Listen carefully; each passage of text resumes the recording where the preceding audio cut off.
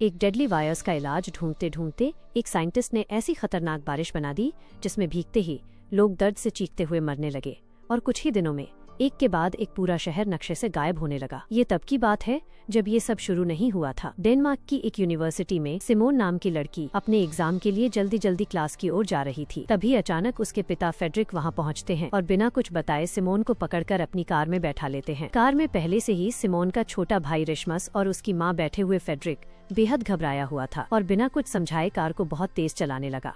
वो उन्हें जंगल के अंदर बने एक गुप्त बंकर की ओर ले जा रहा था जिसे उसकी कंपनी अपोलो ने तैयार किया था। मौसम भी तेजी से बिगड़ रहा था और लगता था कि किसी भी वक्त बारिश शुरू हो जाएगी।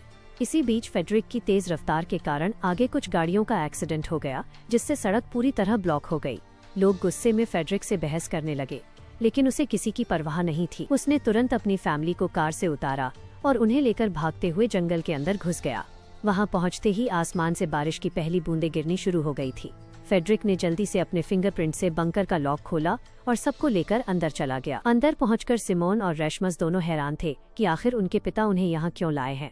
बंकर में हर जरूरत का सामान था, कई सालों तक के लिए खाना, पानी और एक खुद का एयर प्रोसेसिंग सिस्टम भी। सिमोन अपने पिता से सवाल करने ही वाली थी कि तभी फेडरिक ने प्रोटेक्टिव सूट पहना और बाहर जाने की तैयारी करने लगा। वो बस इतना कहता है, जब तक मैं वापस न आ जाऊं कोई भी बंकर से बाहर नहीं जाएगा। सिमोन उसे रोकने की कोशिश करती है और सच्चाई जानना चाहती है। तब फेडरिक बताता है कि बाहर हो रही बारिश में एक बहुत खतरनाक वायरस फैल चुका है। जो भी उसके संपर्क में आता है वो कुछ ही सेकंड में दर्द से तड़प कर मर जाता है। फेडरिक ही एकमात्र व्यक्ति था जो उसका इलाज ढूंढ सकता था, इसलिए उसे तुरंत कंपनी के हेडक्वार्टर जाना था। जाते जाते वो सिमोन से कहता है कि रेशमस का खास ध्यान रखना क्योंकि आने वाले वक्त में वही सब कुछ बदल सकता है। सिमोन को अब भी कुछ समझ नहीं आया था पर फेडरिक बंकर छोड़कर चला गया।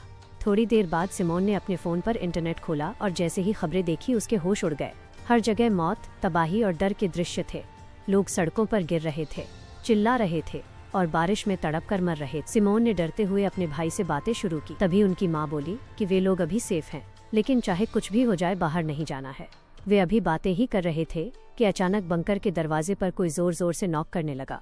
रेशमस को लगा कि शायद पापा लौट आए हैं। माँ ने उसे मना किया पर उसने बात नहीं मानी और बंकर का दरवाजा खोल दिया। जैसे ही दरवाजा खुला बाहर बारिश से भीगा हुआ एक आदमी गिर पड़ा। उसकी त्वचा जल रही थी और वो तड़पता हुआ रेशमस को बाहर खींचने की कोशिश करने लगा, मगर तभी रेशमस की माँ ने तुरंत रेशमस को अंदर खींच लिया और खुद उस आदमी को धक्का देते हुए बारिश में चली। बारिश में भीगते ही वो खुद भी इन्फेक्टेड होकर तड़पने लगी। बावजूद इसके उसकी सबसे बड़ी चिंता सिमोन और रेशमस के लिए थी। उसने दोनों से कहा कि एक दूसरे का ध्यान रखें। इसके बाद सिमोन भी रोते हुए दरवाजा बंद कर अंदर चली गई और अपने पिता फेडरिक को कॉल करने की कोशिश करने लगी, लेकिन उसका फोन फेडरिक के फोन से कनेक्ट नहीं हो रहा था, जिससे उसका डर और बढ़ गया। उसी समय उसे फेडरिक की बातें याद आई जब उसने कहा था कि सिमोन को रेशमस के सामने सब सामान्य दिखाना चाहिए। इस याद के सहारे सिमोन ने खुद को संभाला और बंकर के सारे सिस्टम्स को चेक करना शुरू किया। उसे पता चला कि उनके शहर में और भी कई ऐसे बंकर मौजूद थे जिन्हें अपोलो कंपनी ने बनाया था। सिमोन ने उन बंकर्स से कांटेक्ट करने की कोशिश की लेकिन कोई फायदा नहीं हुआ। इसी दौरान उसने बंकर में उपलब्ध सामान देखते हुए एक रेडियो खोज लिया। रेडियो की मदद से उसने एक आदमी से कांटेक्ट जो अपने घर के बेसमेंट में छुप कर रह रहा था। बाहर के हालात बेहद खतरनाक और कई लोगों को पास के हॉस्पिटल में शिफ्ट किया जा रहा था ताकि ह्यूमंस की जान बचाई जा सके। सिमोन ने उस आदमी को फेडरिक का नंबर देकर कॉल करने को कहा, लेकिन उसके कोशिश करने के बावजूद फेडरिक से कांटेक्ट नहीं हो पाया। सिमोन को लगा कि शायद फेडरिक भी मर चुका है क्योंकि बाहर जीवित रहना लगभग नामुमकिन था। तभी अचानक पूरे शहर में लाइट चली गई जिससे सिमोन का रेडियो कनेक्शन टूट गया और अब वो अकेले बंकर में रेशमस का ध्यान रखने लगी।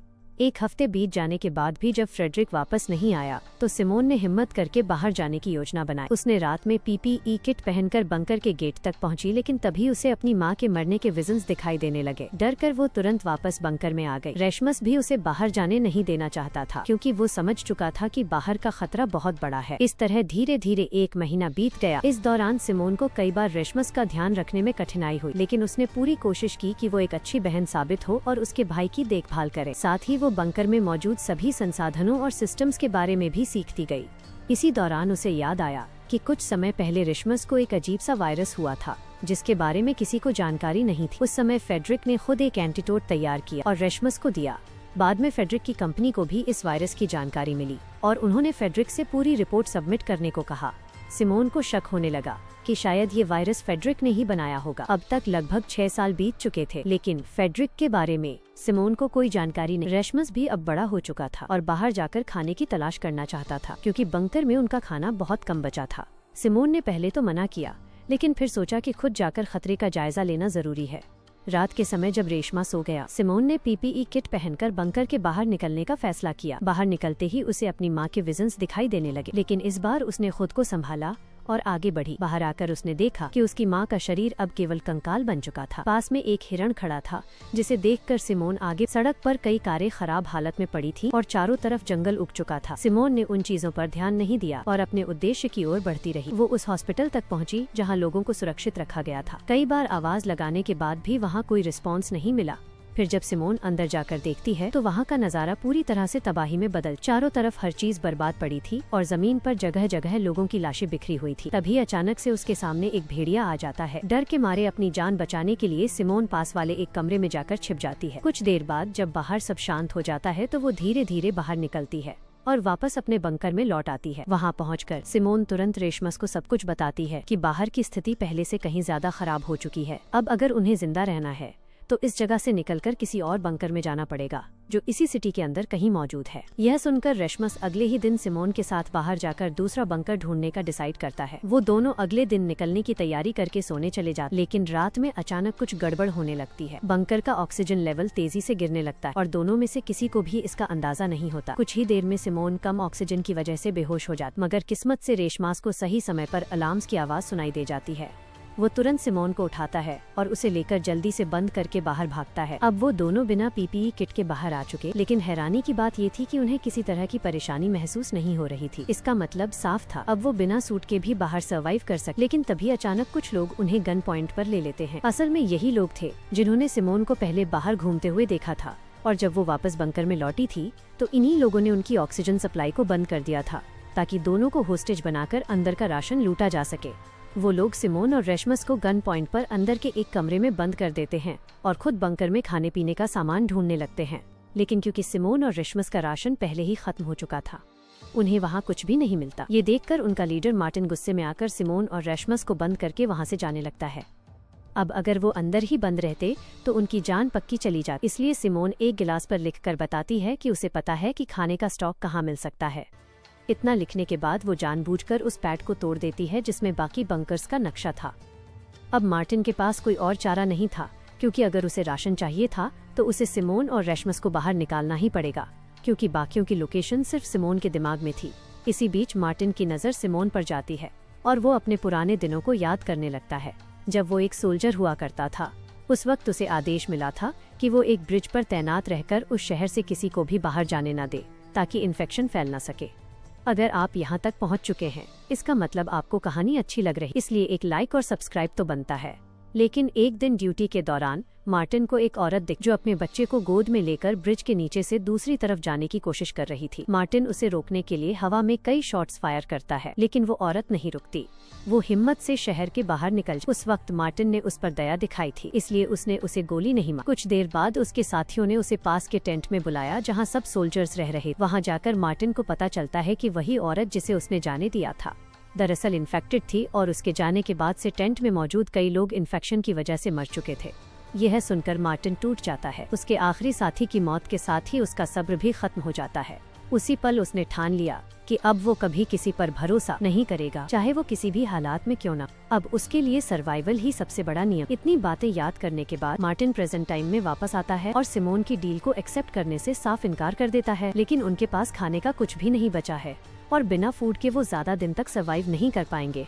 यह सोचकर आखिरकार मार्टिन को सिमोन की बात माननी पड़ती है। वो सिमोन और रेशमस को आजाद करवाकर अपने साथ बाहर ले जाता है। कई सालों बाद जब सिमोन और रेशमस बंकर से बाहर निकलते हैं तो बाहर की हवा और रोशनी देखकर दोनों के चेहरे पर राहत झलक उठती है।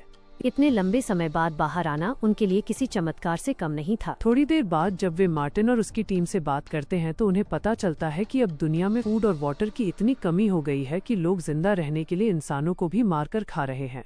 ये सुनकर सिमोन और रेशमस दोनों के होश उड़ जाते हैं। तभी अचानक कुछ दूर एक और ग्रुप नजर आता है।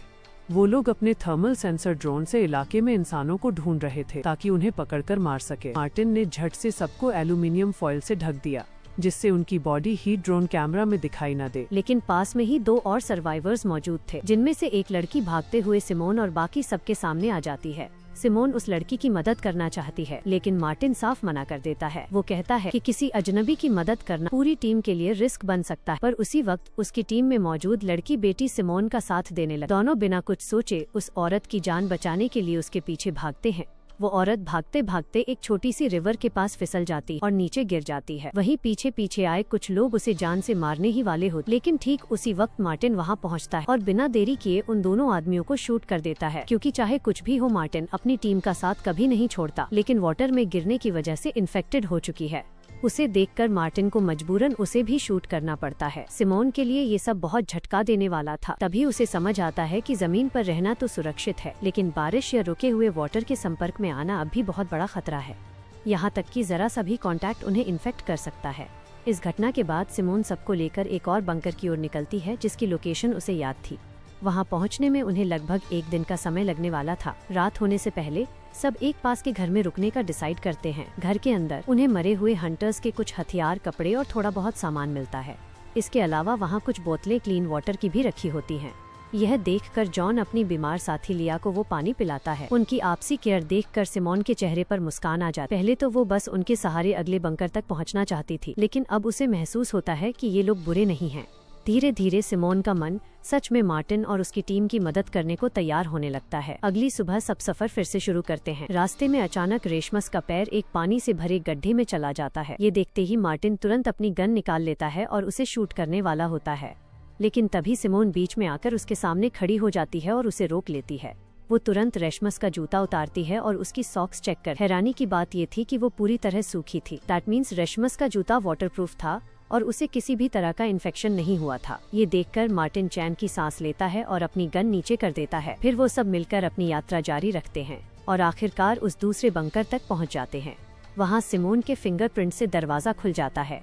अंदर का नजारा देखकर सबके चेहरे खिल उठते हैं। वहाँ खाने पीने का इतना राशन था कि वे लोग सालों तक आराम से जी सकते थे। सब खुशी से झूम उठते हैं और पेट भरकर खाना खाते हैं। लेकिन सिमोन को अंदर कुछ बेचैनी महसूस होती है कि उसे मार्टिन और उसकी टीम पर भरोसा नहीं है। पता नहीं कब वो उसे जान से मार दे। इस बारे में जब वो सीधे मार्टिन से बात करती है तो मार्टिन उसे समझाता है कि सिमोन पिछले 6 ईयर्स से बंकर के अंदर थी, इसलिए उसे बाहर की दुनिया और लोगों के हालात के बारे में कुछ नहीं पता। मार्टिन असल में एक अच्छा इंसान था, लेकिन प्रेजेंट टाइम ऐसा था कि किसी पर भरोसा करना अब आसान नहीं था। फिर भी सिमोन ने उसकी चेतावनी को नजरअंदाज कर दिया और अंदर बंकर में चली गई। वहाँ वो देखती है कि एक फोन चार्ज हो रहा है, जिस पर उसकी और रेशमस की बचपन की फोटो लगी थी। ये फोन असल में सिमोन के पिता फ्रेडरिक का था, जो पुराने बंकर से निकलकर इस नए बंकर में कुछ समय के लिए आए। सिमोन तुरंत ही रेशमस के साथ उस फोन को चेक कर वहाँ उसे फ्रेडरिक की एक वीडियो मिलती है, जिसमें वो बताता है कि वो स्वीडन के एक हेडक्वार्टर में इस इन्फेक्शन का क्योर या एंटीटोड बनाने के लिए जा रहा है। सिमोन के दिमाग में तुरंत विचार आता है कि उसके पिता शायद अब भी जिंदा है, इसलिए वो रेशमस के साथ स्वीडन के उस हेडक्वार्टर जाने का फैसला करती है। सिमोन ने ये बात मार्टिन को भी बताई और उम्मीद थी कि मार्टिन उनकी मदद करेगा, लेकिन मार्टिन साफ मना कर देता है। उसका कहना था कि बंकर में उन्हें कोई खतरा नहीं था, जबकि स्वीडन के हेडक्वार्टर तक पहुँचने के लिए उन्हें शहर के बीच से गुजरना पड़ेगा, जहाँ कितने हंटर्स छिपे होंगे।